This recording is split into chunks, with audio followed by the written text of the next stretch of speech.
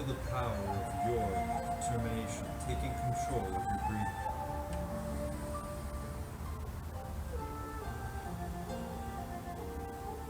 Feel the power of your presence, your gift, right now in this moment.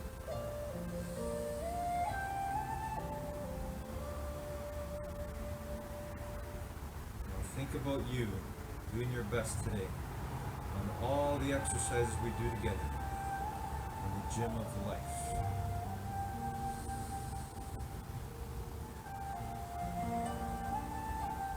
See, we are so powerful, we get to think, create, imagine in our minds, and make real in the world.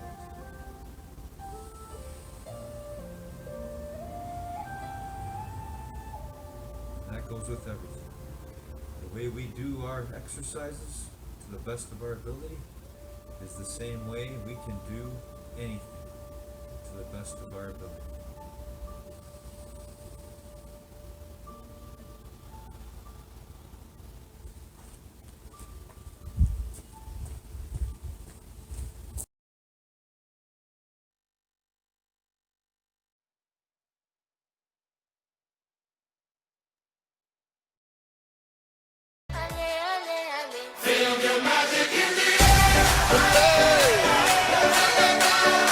Magic System, Red One, Shawty. Hey, yes, I love that. Feel the magic in the air.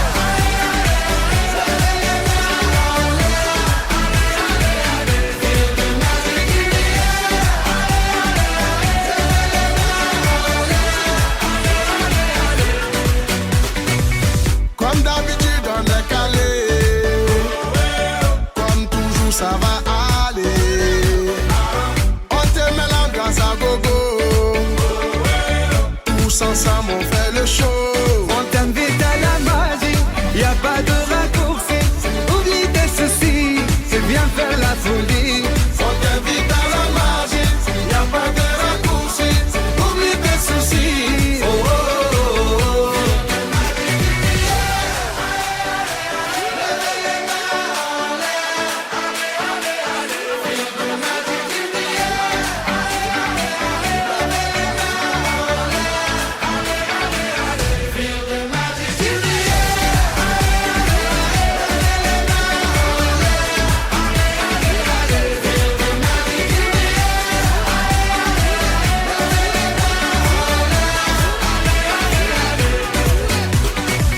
C'est pas seulement pour les bobos. Nous on vient dans nos mambo. Mon ami, si tu as le niveau, rejoins-nous pour t'enjailler. On t'invite à la magie, y a pas de raccourci. Oublie tes soucis, et viens faire la folie.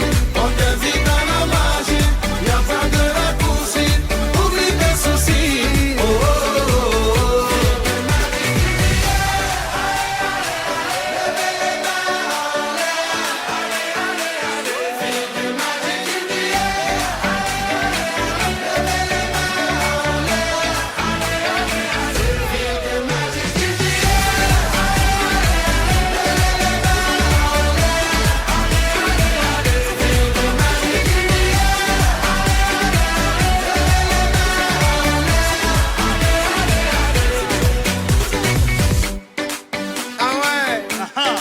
Magic System. Toujours nous. Ah, ça change pas. Ah ouais. Ah, Shawty avec Red One. Est-ce que ça marche? Ça va pas. On vient du ghetto pour aller plus haut. Avec les magiciens, c'est le ready go. On vient du ghetto pour aller plus haut. Avec les magiciens. Oh, oh, oh.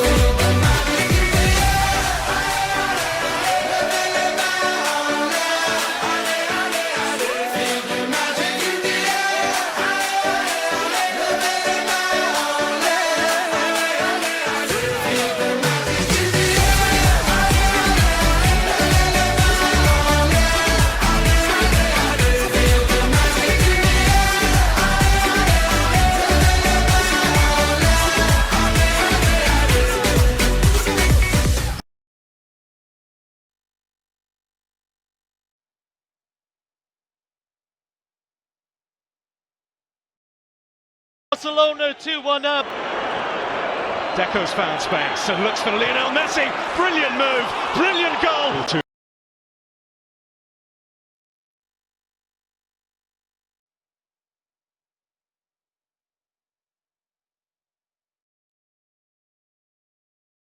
Good morning, guys. By now, you can probably tell that I am positively obsessed with the power of the human mind. One of the things I heard before, I've read it over and over in Think and Grow Rich, Napoleon Hill's Think and Grow Rich, is this: the number of lines that connect all the different brain cells, neurons in our brain is represented by the number 1 followed by 15 million zeros. So the number 1 million has 6 zeros. The number 1 billion has 9 zeros. Now try to follow that pattern and imagine. That is phenomenal to me. When I heard that, the scientists have figured that out, and they've realized that the human mind has interconnections, and they're all organized in an organized fashion, and they make astronomical numbers look minuscule. I thought, wow, we all have the most powerful thing in the universe. Hope this helps everyone. Have a great day.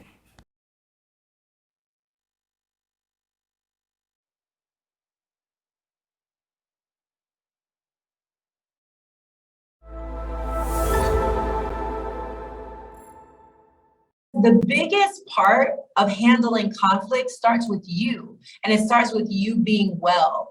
And that's really where I'm going to dive in today, with really learning to handle conflict from taking radical responsibility. So I want you all to write that down: radical responsibility. And you might think in conflict, most of the time we think in conflict, we think of what someone did to us, how they said something, how they treated us. And we've talked in my other sessions about transformational letter writing and forgiveness. And we talked a little bit about how to deal with conflict before, when we talked about relationships and things like that.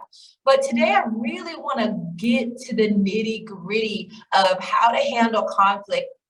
And it really starts with yourself, and it really starts with using some of those tools before you actually engage, especially if the conflict is already started, or before you jump into that conflict. So first, we're going to start with the breath. First, we're going to ground down, get ourselves to a nice and relaxed place with the breath, and then we're going to get into our topic. So take a moment to put your right hand over your heart, your left hand over your right, and take a deep inhale through your nose, and exhale, sigh it out. Again, inhale through your nose, and exhale, sigh it out. This last time, inhale through your nose and hold the breath.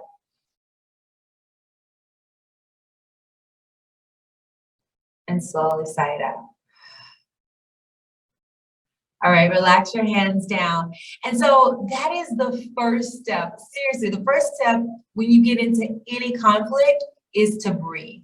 Number 1 is to breathe, and not just regular breath, but take a deep inhale through your nose and exhale through your mouth. That's called circle breathing. That's the first thing that you do so that you can de-stress, so that you can calm your nervous system, and so that you can come to a more mindful place.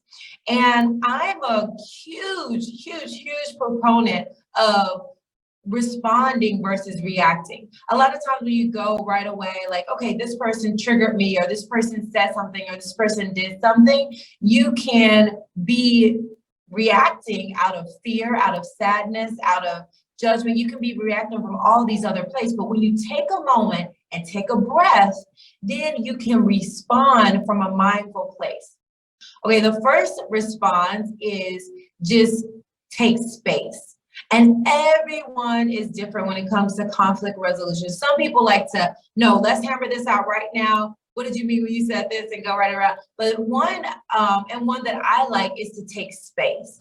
And the reason taking space is my favorite, and the one I say is number 1, is because you have an opportunity to think about your feelings and how you feel and why you were triggered, because we all have different realities. And when you have a trigger, then you get an opportunity, if you take space, to just discern, okay, why am I bothered? Or if you were the person that harmed someone else, you have a moment to allow them to think about, why they were bothered, right? So taking space is the number one reaction when dealing with conflict. And the reason that's my number one, because it gives you time to process your emotions and to move from a place of responding versus reacting. So let's unpack that a little bit.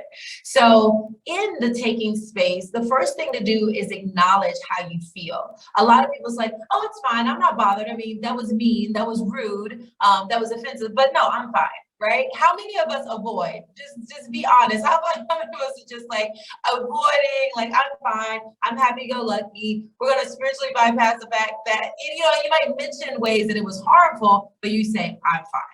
Right? And so my first tip is to acknowledge how you really feel. I was offended by that. I was actually harmed by that, or that didn't resonate with me, or that made me sad, or that made me angry, or that made me feel disrespected, right? So part of, you know, what I've taught before in the transformational letter writing, if you haven't checked out that teaching on transformational letter writing, check it out. But it's acknowledging how you really feel.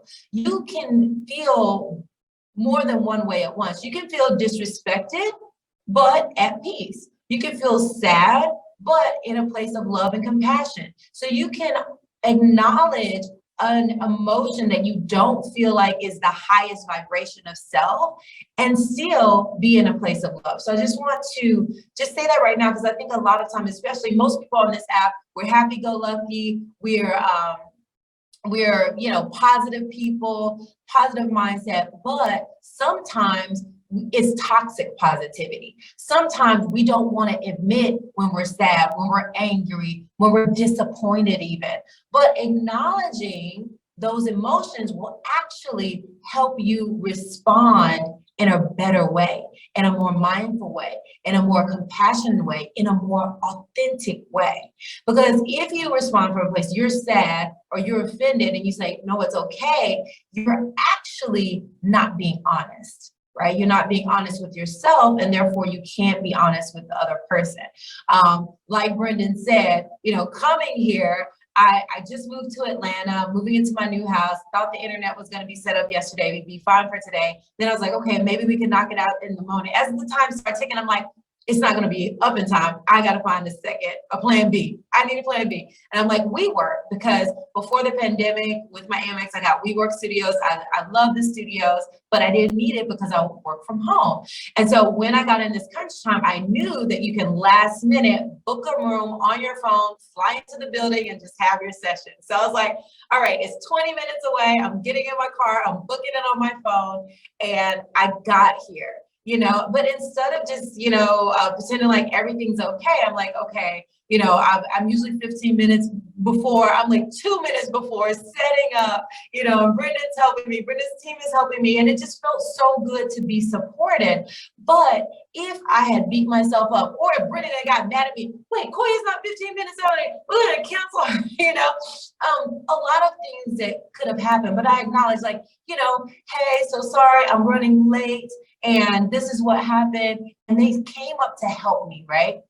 So when we acknowledge where we're at, when we acknowledge how we feel, I felt embarrassed, you know, and I wish I had my beautiful background and all the things going, but I can acknowledge that. But no matter what, I'm showing up anyway, right? So when we can acknowledge how we're feeling in every moment, when we take that space, when we come back together, we get to say, okay, this is how I felt, and this is my emotions, and then you get to see how the other person felt. Next time we talk, I would ask Brendan, like, how do you feel? Are you good? I can apologize to him and you know, just make sure that he's okay, right?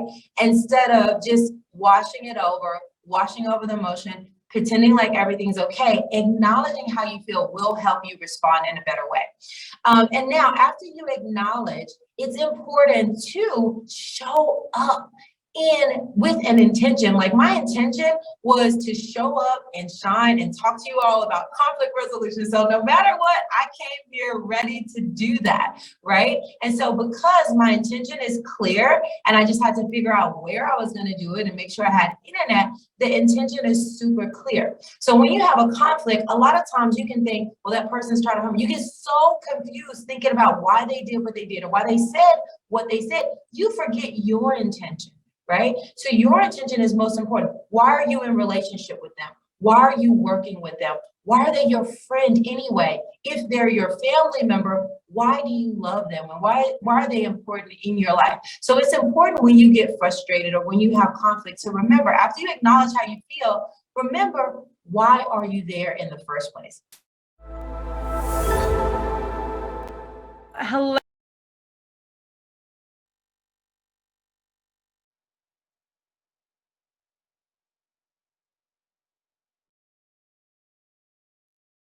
Gonna do the two-step, then cowboy boogie. Grab a sweetheart and spin out with him. Do the hold down and get into it.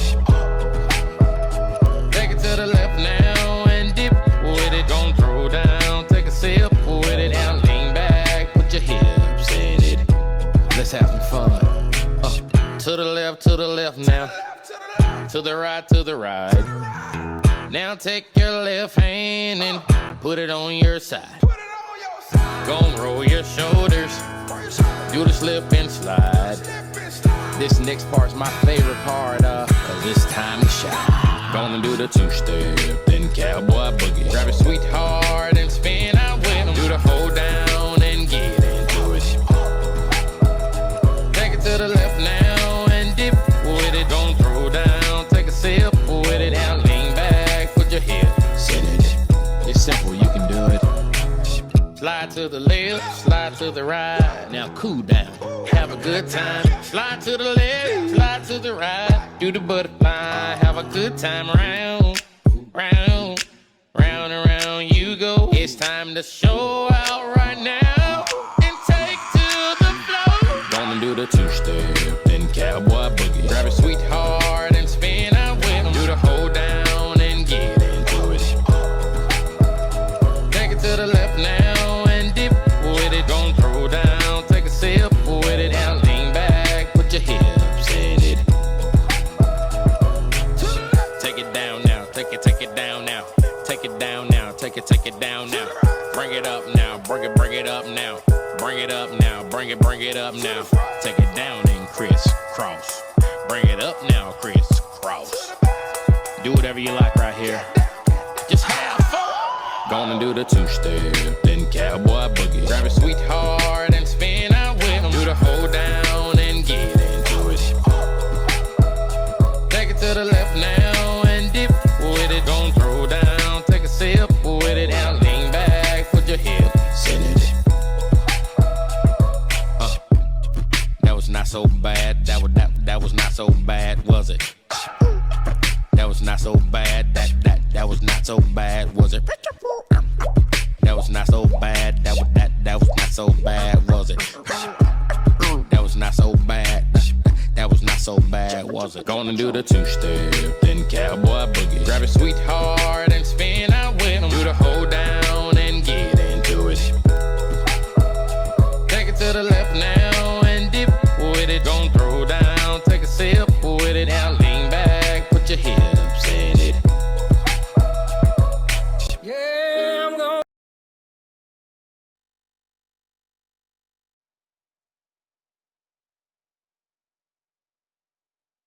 Eto'o. Oh, it's fallen to Lionel Messi. Real danger here, and Messi gives Barcelona the lead for the first time in the tie.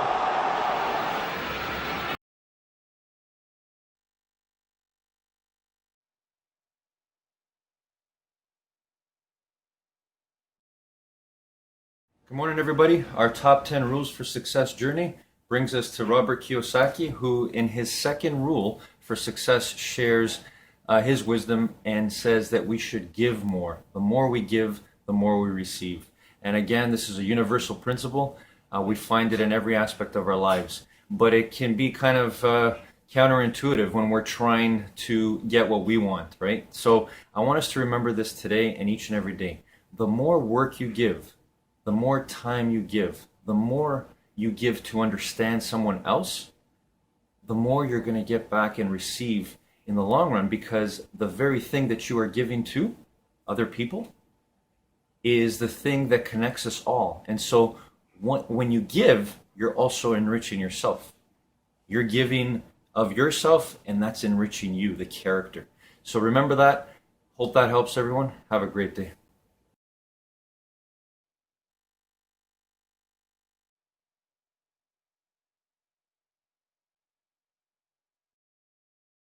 Wealth Breakthroughs is an exclusive video series where millionaires break their silence on their usually hidden secrets on how to stack up great wealth. It's like eavesdropping on the private conversations rich folks have with each other behind closed doors. But I partnered with the series creator Jeff Hayes to bring that VIP pass to you right here today. In this episode, you'll learn the secret to building wealth on shorter timelines, how to find good investments, why you need to believe in what you do, and how to master sales and marketing skills. This episode is all about making smart moves that set you up for success. Enjoy. Hello and welcome back for episode 5 of Wealth Breakthroughs. I'm Patrick Gentempo, and it's great to have you with us. In this episode, we'll hear from 3 masters of their craft, and we'll begin with an absolute Wealth Breakthroughs icon. George Gilder handed President Reagan the first microchip Reagan ever saw. He also predicted the smartphone, the rise of streaming companies like Netflix, and today he'll share with you what could be his boldest, most earth-shaking prediction in decades. In short, and I don't think I'm giving too much away, the old internet is dead. What replaces it? Well, as George is about to show you, will create enormous wealth breakthroughs for those who act fast.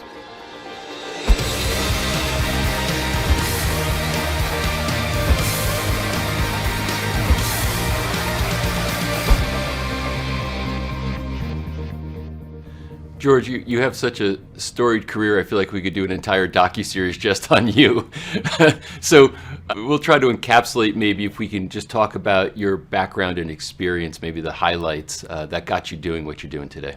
Well, I've been a writer, written 20 books. I've became Ronald Reagan's most quoted living author with Wealth and Poverty, which was a book that reformulated the case for capitalism and the supply side vision. After Wealth and Poverty sold millions of copies around the world, with the #1 book in France for 6 months, and had Samsi editions in Russia and China. I figured I'd covered economics and plunged into technology.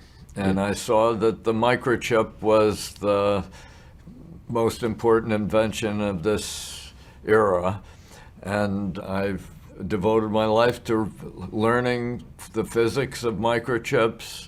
I went to Caltech, not as a student, but as a visitor and inquirer and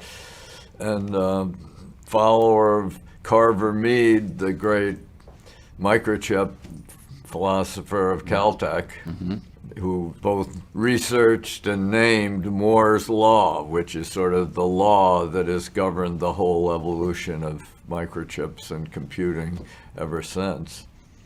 The doubling of computer power every year. Right. So I predicted in 1990 that the key computer of the future would be as portable as your watch, as personal as your wallet.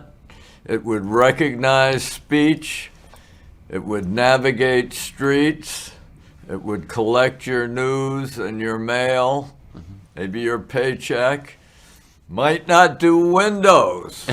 I did that for a Microsoft audience, but it would do doors, open doors to your future. And I've become known as a technology futurist. But I began writing about sex back in my youth. I became Pig of the Year. That's my proudest achievement. The male chauvinist Pig of the Year? Yeah. The National Organization of Women and Time Magazine, they all piled in and said I was Pig of the Year. And so my family gave me a little golden pig. I retired the trophy because I had so much fun being Pig of the Year that no one ever awards any Pigs of the Year anymore. I retired it. So I'm the reigning Pig of the Year. Forever. Forever. So you went to Harvard some years ago. What did you study? Did you think you'd be doing? I flunked out of Harvard. I went into the Marine Corps, came back. I finished at Harvard. My tutor was Henry Kissinger, and I really studied strategy, and I didn't do well at all. I can't really focus on more than one thing at a time. And Harvard has the idea you're supposed to be taking 5 or 6 courses, and I couldn't do it. I ran track. I did write a major paper, though, on quantitative and qualitative arms races, which I showed everybody wanted to ban nuclear weapons or ban this or that. And I pointed out that technological arms races favor free people and invention. Quantitative arms races, which is what happens if you ban all technological progress, means mobilizing more and more of the resources and people of the country and really impoverishing the country to some climactic outcome of war or an invasion so I felt that qualitative arms races competing in human creativity and invention was a positive thing, and that quantitative arms races is what you had to fear, where pretty soon you have garrison states facing off against each other with nothing to do but fight. So I really was proud of that paper, and it really foreshadowed all the rest of my career, which has been focusing on technological creativity. So I think even back then, it was about because that's really a technological insight when you're looking at qualitative versus quantitative arms races, right? And do you see technology as this kind of inevitability, as far as there's no way to really try to harness or control it? It's on its own. No, I don't see it as an inevitability. So how do you see that? It's human. It's a product of human creativity, and humans can forget. I like the story of when I used to write about sex. I used to like Margaret Mead's story about the anthropologist about the warriors of the Andaman Islands, or one of those islands, the Polynesian tribes that learned how to make these wonderful kayaks that allowed them to rule all the seas and bring in huge harvests of fish and be really the dominant force. And at some point they forgot how to make their kayaks. And when Margaret Mead visited them, they were sort of these former warriors looking forlornly out at the water, and in the process of going extinct because they forgot their key mission in the world and the key secret of their survival and success. And we're doing that now. We're perfectly possible to forego technology. There have been dark ages throughout the history of the human race, and most of the ages were dark, to tell the truth. It wasn't until an amazing burst of luminosity at the time of the Industrial Revolution that the human race really learned how to create wealth in an enduring and successful way. So no, technology is not inevitable. It is something that has to be created, and that requires free societies. And I was just about to say, so the threat would be, because I'm assuming based on what you're saying that you're a big fan of technology and what it's going to do to for humanity. Well, it's what we do. Yeah. I mean, it's what it does for humanity is part of it, but it's human beings are made to be creative in the image of their creator, and that's the source of all these technologies. The great sort of heresy of the contemporary era is the idea that everything is sort of random and happens inevitably as a result of some evolutionary principle that's never been fully expounded or explained. And it's an idea of a random universe creating us.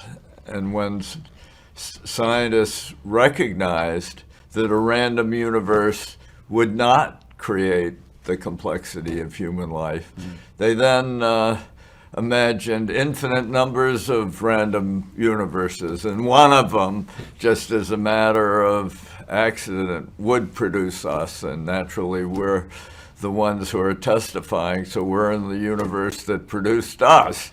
And I think this whole random model is quite obtuse, and it doesn't explain anything, but it is demoralizing. Yeah.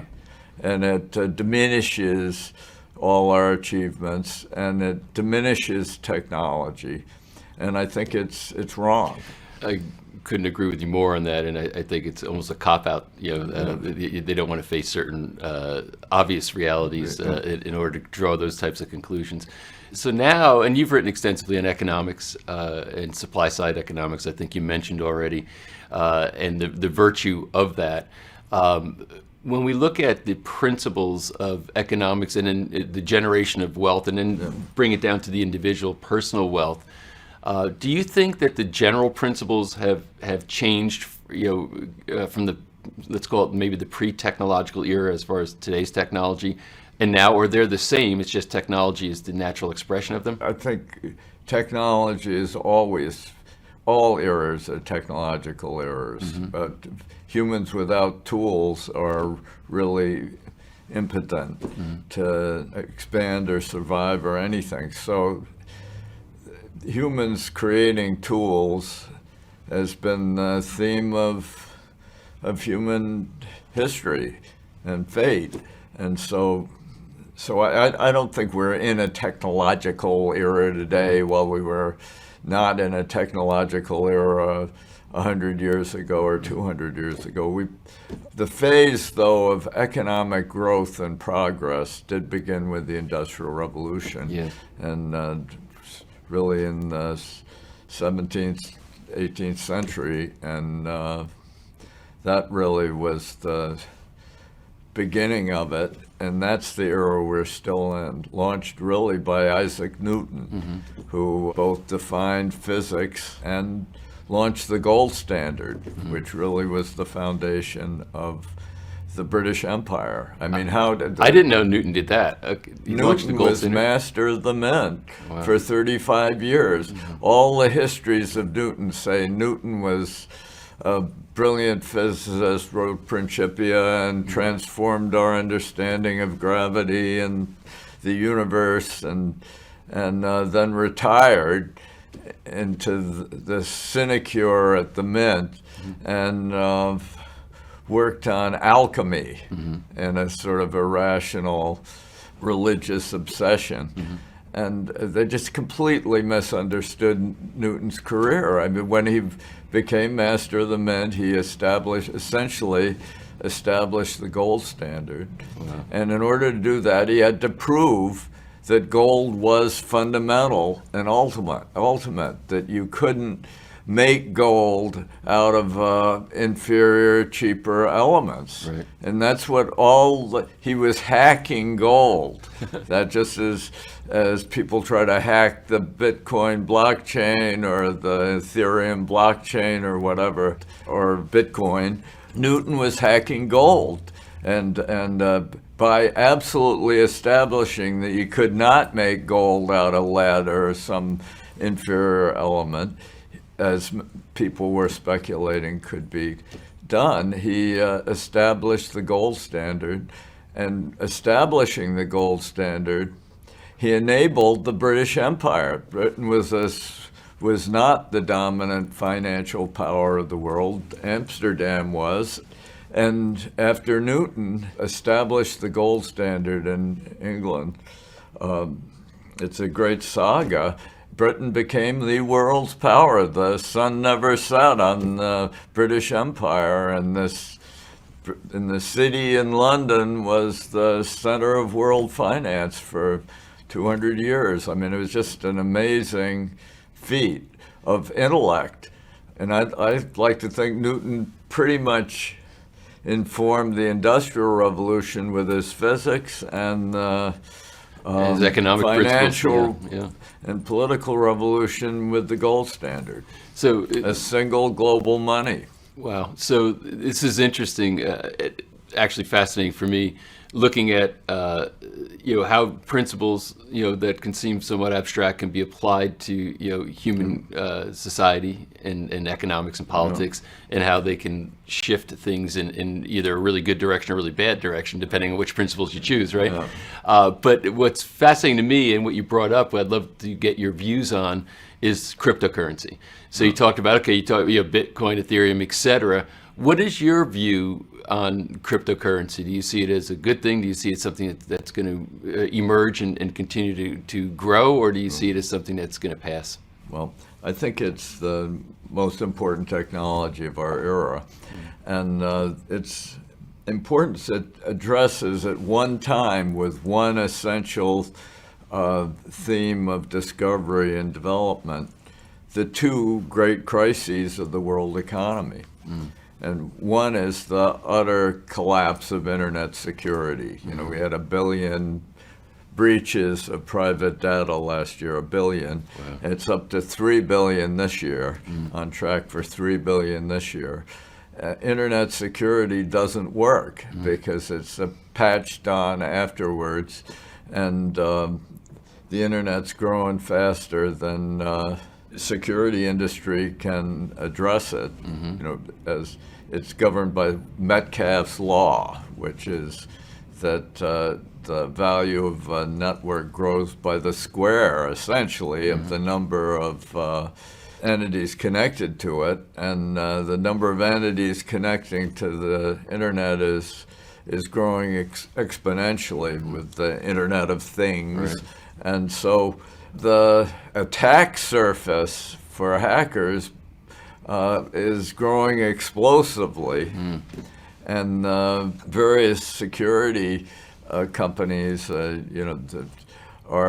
address each attack with a single patch that resolves a single problem. So it's like a cat and mouse game. Threat. Yeah. It's a cat and mouse game where the mice are multiplying exponentially, and the cats are growing additively, and the result is the more money we spend on internet security, the more breaches we get, the more hacks succeed. Wow. So it's a tremendous failure, and because of this, because the internet was not founded with any idea of being a platform for transactions and really vital activities of this sort. It was a communications medium solely. It's a giant copying machine. So this is a crisis. You can tell how much of a crisis it is,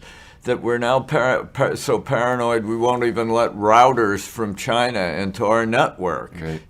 That Huawei routers are being banned, and that's not enough. They now are banning U.S. from selling chips to Huawei or any of these other Chinese technology companies. We're banishing chips to all their face recognition companies, and Wow. This is machine learning. This is the heart of technological progress, but we're in this absurd position of trying to block out foreign technology from the United States and preserve a lead that we no longer have. And this is all because of the breakdown in internet security. The remedy for it is to banish the paranoia, to actually create a new internet architecture that solves this problem, and that's the blockchain. The blockchain is a new architecture for the internet that creates a secure, immutable, time-stamped ground state on which you can build all the applications you want and have dependable outcomes, and not this current kind of porous pyramid where all the money and power rises to the top, where then it gets hacked. So does the blockchain So that's democratize what the this? blockchain solves that problem. Pretty much, if you really fulfill the blockchain agenda and the cryptocosm, as I call it, resolves that problem. But the other great problem of the world economy is what I call a scandal of money. We've been talking about Newton and the British Empire and the gold as a single universal money. And now we have the alternative to the gold standard is floating currencies. And we now have $5.1 trillion a day of floating currencies. That's 25 times roughly all global GDP. Wow. It's 73 times all trade in goods and services. And it doesn't even stop trade wars and constant monetary maneuvers and machinations and suspicions and charges and countercharges, and this is just a complete failure, floating currencies. It was Milton Friedman's dream, and it was a failure, as Milton himself began to recognize in his last years. And cryptocurrencies are the solution to that. They can what Satoshi, the originator of Bitcoin, imagined was that he was creating a new gold.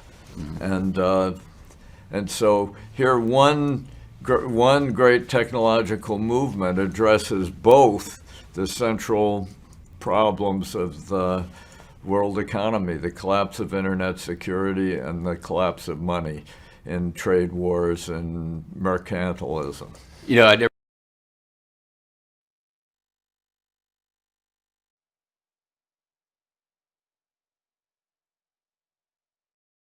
Take my horse to the old town road. I'm gonna ride till I can't no more. I'm gonna take my horse to the old town road. I'm gonna ride till I can't no more. I got the horses in the back, horse stock is attached.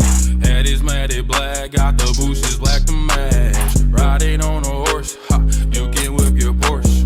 I've been in the valley, you ain't been up off that porch. Now, can't nobody tell me nothing. You can't tell me nothing. Can't nobody tell me nothing. You can't tell me nothing. Riding on a tractor, lean all in my bladder. Cheated on my baby, you can go and ask her. My life is a movie, but riding in cowboy hat from Gucci, Wrangler on my. Can't nobody tell me nothing. You can't tell me nothing. Can't nobody tell me nothing.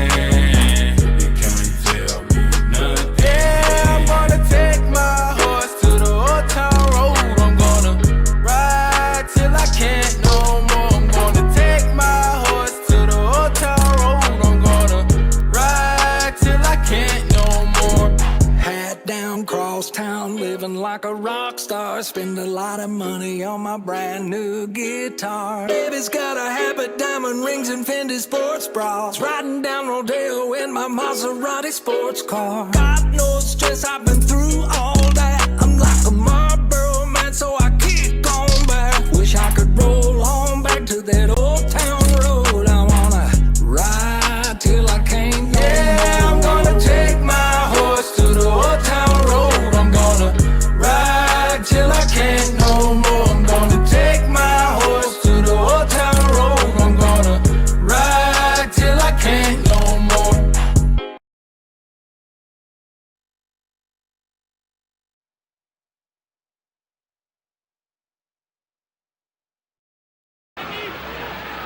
Messi. Xavi. Messi! Brilliant! Inside the first.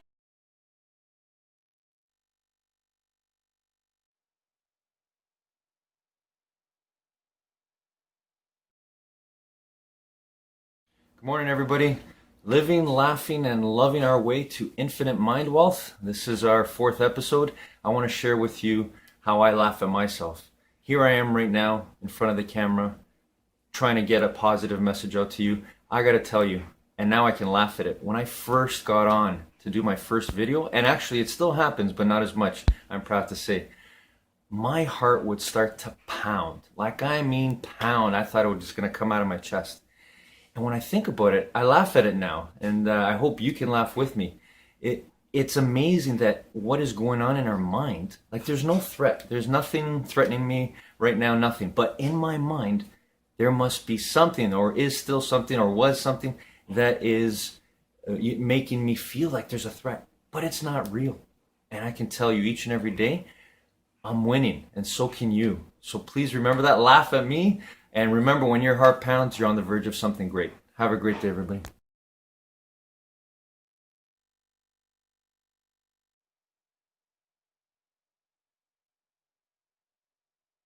If we don't have a sense of purpose, then you're doing the thing you're doing just for the sake of doing it. I'm making money just for the sake of money. I'm turning this wrench just for the sake of turning this wrench. And when we do things that contribute to something else, contribute to something bigger, it gives our lives and our work meaning. And when we have a sense of meaning, when we have a sense of purpose, it does many, many things to us. It builds our self-confidence. It makes us better decision makers. It makes us better in relationships. And at the end of the day, it makes us enjoy our lives and find fulfillment in our work. And I think so often, a lot of people don't think about it this way. They don't think about what's the purpose of all of this. We usually default to, I gotta pay my bills. That's a function because I was told to do it, because everybody has to work, or because I wanna make this company the biggest or the best. To what end? To what value? And so to truly understand purpose, I think, like I said, it sort of just has positive effects all over the place.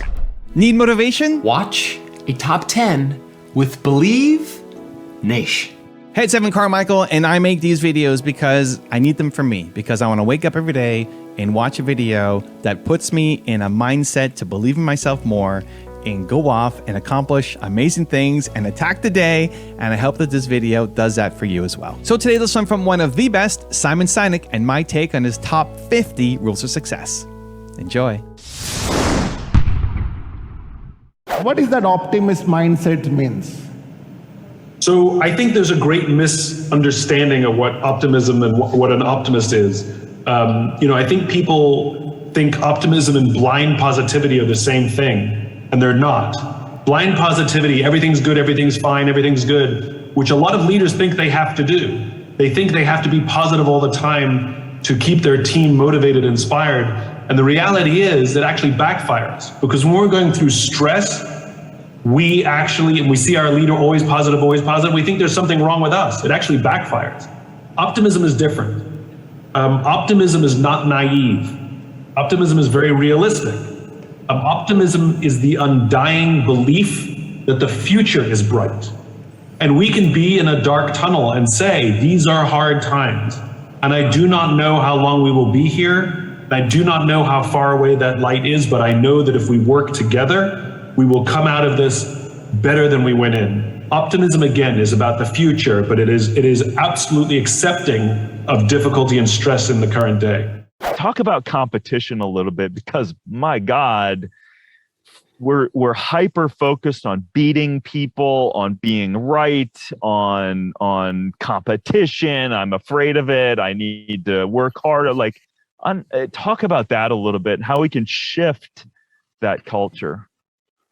So my life and my work has been very much influenced by a philosopher named Dr. James Carse, who in the mid-1980s defined these two types of games, finite games and infinite games. A finite game is defined as known players, fixed rules, and an agreed upon objective. Football, baseball. If there's a winner, necessarily there have to be losers.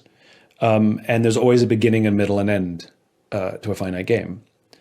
Then you have infinite games. Infinite games are defined as known and unknown players, which means you don't necessarily know who all the other players are, and new players can join at any time.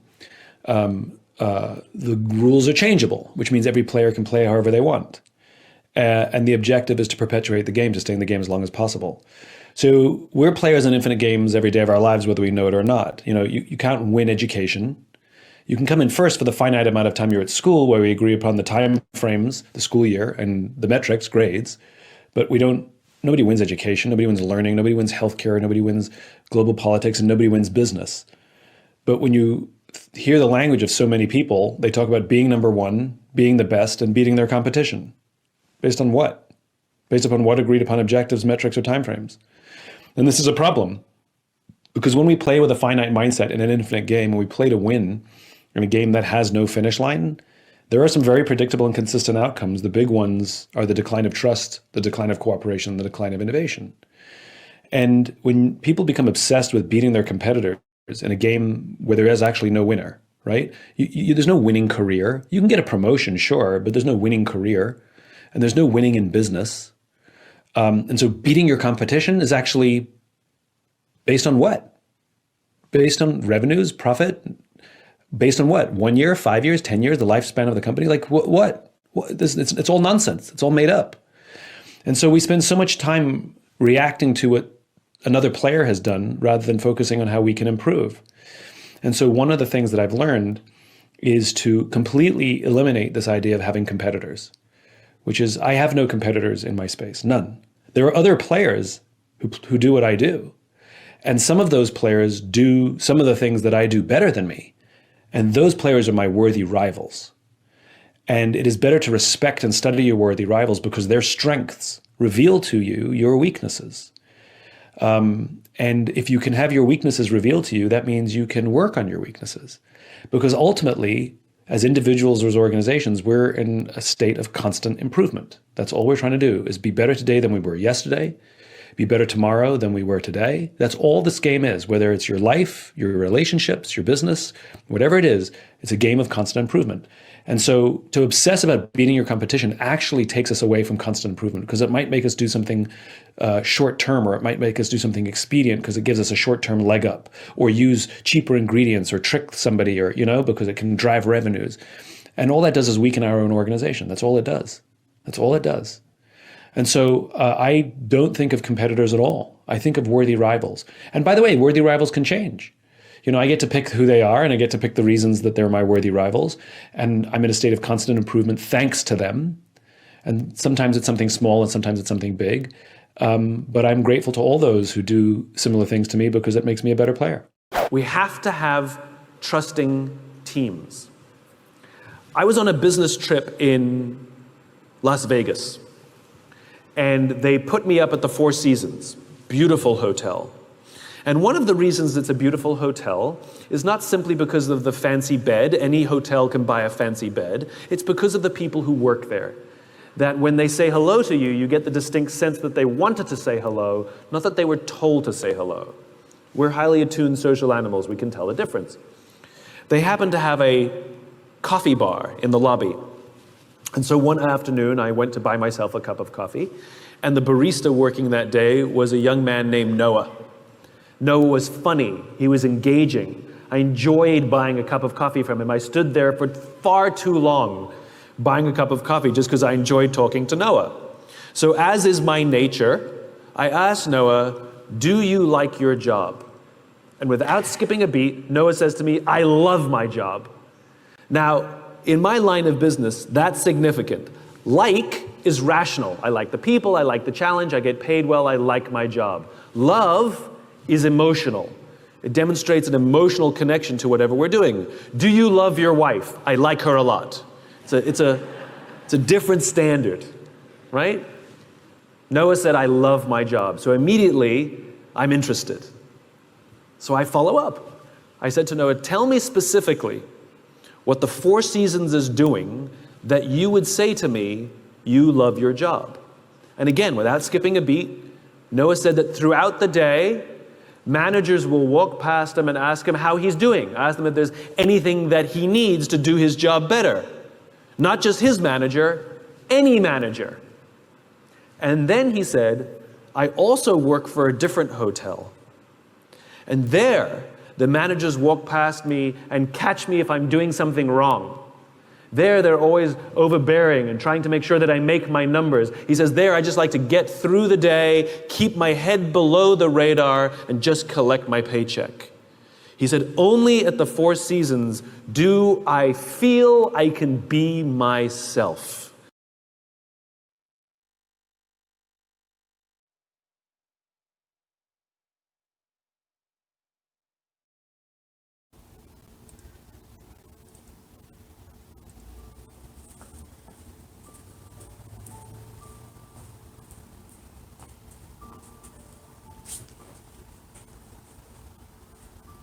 And let's bring it back.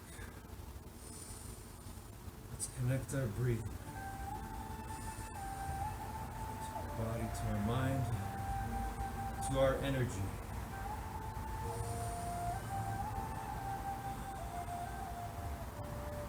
To our energy of determination. That's right. We determine. We don't choose and lose, give up, believe lies, give in to fear.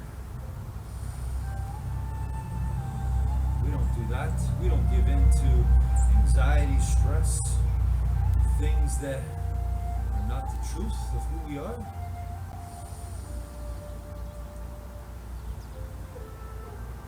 The way you did your best today, whatever exercises, stretches you chose to do, it's the same process you get to use here, now, wherever you go.